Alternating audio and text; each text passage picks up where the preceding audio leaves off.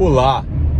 Na semana retrasada fiz diversos posts sobre relação de trabalho no mundo da análise do comportamento, envolvendo o atendente ou acompanhante terapêutico, aplicador de programas, o próprio terapeuta, as famílias que são tomadores dos serviços dessas terapias, as clínicas, os profissionais liberais, enfim, chamando a atenção para essa questão da terceirização, que é uma relação tríplice, onde ao invés de ser bilateral, onde temos um empregado, um trabalhador e um empregador ou um tomador, ao invés disso, nós temos uma terceira pessoa, que é o tomador e ou o intermediador. Essas relações terceirizadas são muito comuns, até mesmo quarteirizadas nas relações de trabalho, principalmente quando fala-se de limpeza, vigilância, atividades meio. Até na administração pública isso existe. Existem equipes de limpeza que são empregadas de uma empresa de limpeza que, por sua vez, trabalham em uma escola pública ou alguma outra repartição pública. Enfim, percebam que nesse meu exemplo, os trabalhadores são trabalhadores, óbvio, a agência de limpeza, a empresa de limpeza é a empregadora e a administração pública é a tomadora dos serviços. Por anos eu trabalhei com isso, falei disso em sala de aula, advoguei nesse tipo de contexto. Haja vista que o direito do trabalho foi uma grande paixão que eu tive e ainda é, de certa forma. Hoje eu tenho uma paixão maior, que são os direitos sociais das pessoas com necessidades especiais, mas o direito do trabalho corre aqui na veia. Quando eu entrei para o mundo da análise do comportamento, 2019, 2020, comecei a ver essas coisas, isso já veio na minha cabeça de cara. Eu falei, gente, tem uma terceirização aí, tem relações trabalhistas fraudulentas a colar, tem fraude trabalhista rolando, enfim. Eu até fiz uma live sobre isso, fiz umas 2 ou 3 lives sobre direitos do trabalho, nas relações da análise do comportamento, nas relações terapêuticas, até fiz um vídeo de quanto ganha uma AT, enfim, já falei sobre isso outras vezes. Mas esse ano resolvi trazer à tona novamente, como disse no começo do vídeo. Na semana retrasada fiz alguns posts lá no meu Instagram, Diogo Muito Além do Direito, ou aqui no Instagram, né, Diogo Muito Além do Direito, e prometi que na semana passada faria vídeos. Só que na semana passada eu fiquei muito doente, um resfriado muito forte, ainda estou, e que me impediu. Mas estou aqui hoje. Ontem uma seguidora me cobrou, e com razão, cadê o vídeo? Então tá bom, o vídeo tá aqui, vamos lá. Bem, trazendo essa ideia da terceirização para a relação da análise do comportamento, imaginem o seguinte: quem é o tomador do serviço? Imaginem uma pirâmide. Quem é o tomador desse serviço? As famílias, não é? Quem é o destinatário final desse serviço? As famílias. Quem que recebe o atendente terapêutico ou o aplicador de programas em casa para fazer os programas? As famílias. Então, as famílias, nesse meu exemplo, é a tomadora de serviços, são as tomadoras de serviços. Só que esses ATs, esses aplicadores de programas, ou o AT que acompanha na escola, o acompanhante especial que tem na escola, que está prestando serviço para a família, haja visto que nós estamos falando de uma pessoa menor de idade, uma criança, né, digamos, um jovem, são os tomadores e respondem juridicamente pelos direitos desse AT, mesmo que esse AT seja empregado de uma clínica. Porque nesse meu exemplo, continuando o raciocínio, o AT está de um polo, é empregado da clínica e no topo da pirâmide tem o tomador. Não é simplesmente o AT trabalhando dentro da clínica e a família vai lá e numa sessãozinha de 1 hora o AT atende, ou o terapeuta atende. Não, esse AT foi contratado pela clínica para prestar serviços para a família. Esse AT foi contratado pela clínica para prestar serviço para a família na casa dela, na escola, ou variando na clínica, em casa, na escola, não interessa. Mas esse AT pelo menos no período matutino ou vespertino, ele está por conta da família. Então, de manhã ele está por conta de uma família, à tarde ele está por conta de outra. Ou, no máximo, ele está por conta de 2 ou 3 famílias, pegando aí um trecho da tarde de alguns dias da semana para uma família, o outro trecho para outra, e assim também acontece de manhã. Quer dizer, ele foi contratado pela clínica para prestar serviços para essas famílias, preferencialmente, de preferência, a maior parte do tempo, nos ambientes que não são dentro da clínica, que é o que acontece com o vigilante, que é empregado de uma empresa de vigilância, mas trabalha no condomínio. E muitas vezes essa clínica não anota a carteira desse AT. E mesmo que anote, mesmo que reconheça o vínculo de emprego, muitas vezes não paga uma hora extra, muitas vezes não paga, não deposita o FGTS corretamente, não repassa a INSS corretamente. Existem diversas violações trabalhistas. Às vezes não paga uma hora de planejamento, que também são horas à disposição. Então, assim, tem vários contextos de violações trabalhistas, possíveis ou não. Tem vários contextos de fraude trabalhista onde esse AT não tem o vínculo reconhecido, mesmo presente os requisitos da relação de emprego, que são subordinação, habitualidade, onerosidade e pessoalidade, conforme artigos 2º e 3º da Consolidação da Legislação Trabalhista, a famosa CLT. E habitualidade é ir com uma certa frequência, quase todas as vezes na semana, por exemplo. Onerosidade é a intenção de receber salário. Pessoalidade é esse AT ser pessoa física. E aí não adianta, pelo menos se for levado a juízo, você determinar que o AT forme uma PJ, constitui uma PJ, que é o que nós chamamos de pejotização das relações trabalhistas, para fugir do vínculo de emprego, haja vista que é preciso a presença desses 4 requisitos simultaneamente para o vínculo se configurar. Porque mesmo que eu afaste esse requisito mandando o meu empregado constituir uma PJ, na prática, se esse meu empregado PJ tiver horário para cumprir, ele é empregado. E esse PJ é só uma fraude, é só uma tentativa de burlar. Como eu disse, pejotização da relação trabalhista.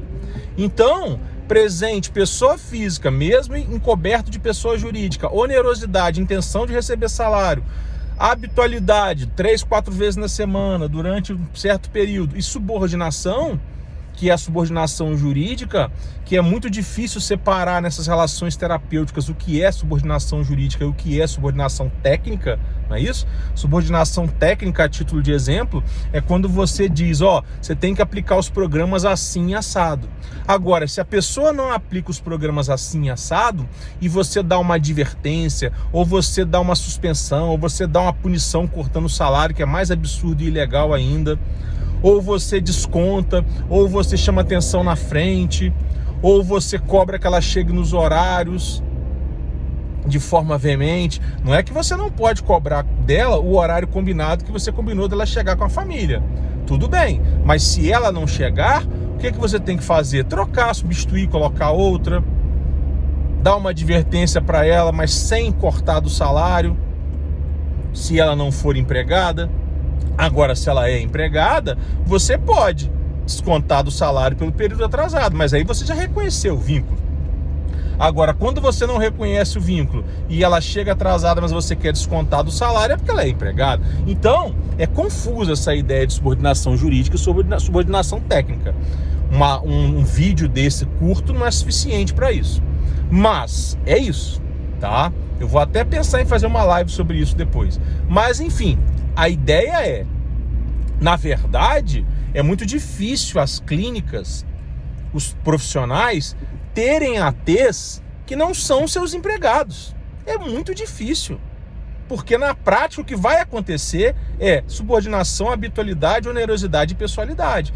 E os tomadores, que são as famílias, se os empregadores, mesmo que não tenham admitido esse vínculo, não arcarem com os direitos, inclusive pelo vínculo, anotação da carteira, etc., respondem subsidiariamente ou solidariamente, a depender do contexto. Porque muitas famílias querem dirigir essa prestação pessoal de serviços também, e precisam. Porque o ponto principal é o quê? O sucesso do filho, e eu concordo. Mas a consequência disso é que nasce uma relação trabalhista, porque tanto as famílias quanto as clínicas profissionais vão acabar subordinando esse AT, esse aplicador de programas. E eu me arrisco a dizer, preciso amadurecer, mas me arrisco a dizer que mesmo quando a família contrata esse AT diretamente, a clínica, o terapeuta responsável, o tal do supervisor, pode vir a ser responsabilizado também. Se esse supervisor, se esse terapeuta principal começar a subordinar a mão de obra desse AT. O que esse coordenador, supervisor, terapeuta principal não pode fazer é cobrar horário dele, é pagar o salário para ele, é dar advertência para ele, deixar isso tudo a cargo da família que contratou ou da escola. E o supervisor, coordenador, terapeuta se limitar à parte técnica. Então, por exemplo, precisamos fazer uma reunião para ver os programas. Fulano, AT, você pode tal dia, tal horário? Não é fulano AT, é tal dia, tal horário. Porque quando você obriga alguém a tal dia, tal horário, você está subordinando juridicamente, não só tecnicamente. E aí, subordinação jurídica, você ganha um empregado no seu colo. Mesmo você, clínica, mesmo você, terapeuta, lidando com um AT que quem contratou foi a família. E a família anotou a carteira, Diogo, tá pagando tudo, só deixou de pagar uma hora extra. Ok, você, terapeuta, vai ganhar uma hora extra aí no colo por responsabilidade subsidiária ou solidária, que vai ser uma terceirização também. Só que nesse caso vai ser a família, que é empregadora, também tomadora dos serviços, do AT, que é empregado da família, mas você, que está no ponto dessa pirâmide, terapeuta ou clínica, pode ser considerado também tomador dos serviços. Por que não? Porque você não é o destinatário final do serviço, mas você também está tomando esse serviço. É por meio desse AT que a família está pagando a você, está pagando as suas horas, está pagando a sua supervisão. Então você pode vir a ser considerado empregador direto, junto com a família. Junto com a família. Ou uma terceirização. Por isso que eu disse que precisava amadurecer. Agora, que com certeza você vai responder, você vai responder.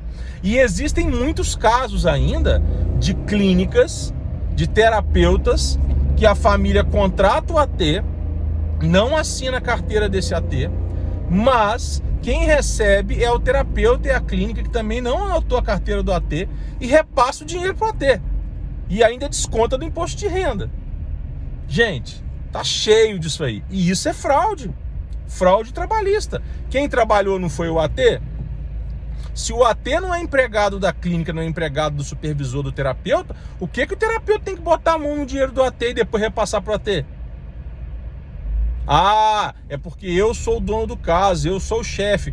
Tudo bem, esse vídeo não é para discutir questões técnicas, mas trabalhisticamente, melhor dizendo, no contexto trabalhista, legal, jurídico, parabéns, você ganhou um empregado no seu colo aí. E ainda está fazendo desconto indevido dele, que é a fim de imposto de renda, recebendo seu dinheiro dele. Então tá cheio de irregularidade trabalhista, fiscal, cível, até mesmo penal, a depender do contexto, que pode configurar até uma apropriação indébita, artigo 168 do Código Penal. Eu adoro esses contextos desses imbecis da análise do comportamento, que ficam só olhando para o lado técnico e terapêutico, e as pessoas que se lasquem, né? O AT, o aplicador de programas que se lasca, a família que se lasca, o terapeuta que não sabe que está correndo esse risco que se lasca. Mas vocês estão todos enrolados. Eu não estou dizendo com isso que um AT que aceitou essa condição deve entrar com uma ação. Não estou dizendo isso. Se ele aceitou, honre as calças que veste e aceite. Agora, e vá até o final, ou rompa e fale: a partir de agora eu só aceito com vínculo trabalhista, com meus direitos preservados. Aí eu concordo. Agora, uma vez aceito, depois não vem para cá, agora eu vou entrar com a ação, porque eu tenho... Não é que você não tem direito, mas moralmente, eticamente, você está sendo um canalha. Porque você aceitou e combinou. Agora, desde o início, você está ciente que tem direito trabalhista violado. Disse para o seu empregador que você não aceita, que só vai aceitar porque está precisando da grana, mas que você não concorda, o empregador mesmo assim quis contratar, aí beleza, você entra com a ação depois. Agora, se desde o princípio o empregador alertou para você, ó, aqui tem essa relação trabalhista, mas eu não vou assinar sua carteira, tá bom para você? Você tá bom. E não fez nenhuma ressalva, segue sua vida quando o contrato se romper. Não vai depois entrar com ação porque você tem direito. Direito você vai ter pelo período de 2 anos após o rompimento. Mas vai ser uma canalice, vai ser uma covardia e uma atitude super antiética. Super antiética também. Agora, estamos diante de uma relação trabalhista, esquecendo essas questões pessoais minhas opiniões, vocês podem concordar ou discordar. Esquecendo as minhas opiniões pessoais sobre entrar ou não com ação. Relação de trabalho é isso, meus amigos. Seja uma relação entre A e B, terapeuta e AT, seja uma relação entre A e B, família e terapeuta, seja uma relação entre A e B, família e acompanhante terapêutico, seja uma relação entre A e B, família e acompanhante especializado na escola, ou seja uma relação entre A e B e C, aonde famílias, terapeutas, acompanhantes terapêuticos ou acompanhantes especializados na escola estão todos aí relacionados de uma maneira, formando uma terceirização ou formando uma responsabilidade direta e solidária entre a clínica e a família pelo vínculo de direitos do AT. Vai depender do contexto. E nesse polo ainda pode entrar a escola, cara pálida, que pode formar uma quarteirização ou uma responsabilidade de todos. Vamos imaginar uma clínica que tem uma família que é seu paciente, essa clínica recebe dessa família, recebe por supervisão, recebe por elaboração de programas, e essa clínica tem a sua AT.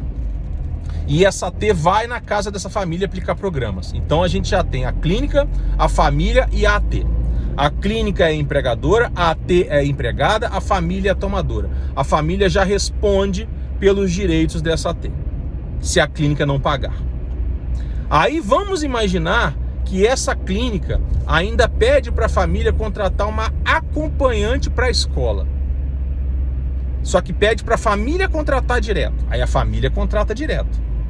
Só que essa acompanhante tem que dar um monte de satisfação para a clínica. Olha a clínica sendo responsável por essa acompanhante junto com a família. A clínica é responsável pela acompanhante na escola junto com a família é responsável junto com a clínica pela AT que vai na casa. Temos 2 terceirizações, ou uma terceirização e um vínculo direto, solidário, entre clínica, família e acompanhante que vai na escola. E a terceirização é da AT com a clínica, sendo a família responsável subsidiária, como tomadora. E entra nesse bolo, quem mais? A escola, porque a acompanhante especializada está onde? Dentro da escola. Quem de certa forma é tomadora do serviço da acompanhante especializada? A escola. Mesmo que a escola fique por conta só da criança, sabe por quê? Porque a obrigação de ter um acompanhante especializado para um autista dentro de uma escola é de quem? Da escola. Lei 12.764 de 2012. E, eventualmente, a escola pode estar usufruindo dessa acompanhante especializada, não pode? Vai ali buscar uma água, acompanha a turma aqui que a tia faltou. E aí, nesse caso, nós temos naquela relação onde a família contratou a acompanhante especializada e a clínica que dá ordens, que dá diretrizes, responde junto com a família. Então nós temos a acompanhante especializada de um lado, a família e a clínica do outro como empregadoras responsáveis solidárias e a escola como tomadora responsável subsidiária. Olha que bagunça. É uma bagunça. Só que eu mesmo dirigindo, minha cabeça é muito boa. E como eu manjo muito disso ainda, súmula 331 do TST, por exemplo, para mim é muito nítido. Para vocês pode ser que fique um pouco confuso, ainda mais depois de um vídeo desse de quase 20 minutos. Mas a questão é, fiquem atentos, eu vou fazer uma live sobre isso, prometo, assim que eu melhorar. E deixem seus comentários, me chamem, façam perguntas, fiquem à vontade. Mas a questão, meus amigos, é que estamos nessas relações trabalhistas aí da análise do comportamento, que são devaneios nas cabeças de alguns, mas esse é assunto para outros vídeos que eu tenho vários, são relações trabalhistas que muitas vezes são fraudulentas. E tanto vocês, família, escola, clínicas, terapeutas, acompanhantes especializados e ATs, etc., podem estar sendo enganados, tendo direitos perdidos e tendo que responder por diversos direitos. Um abraço.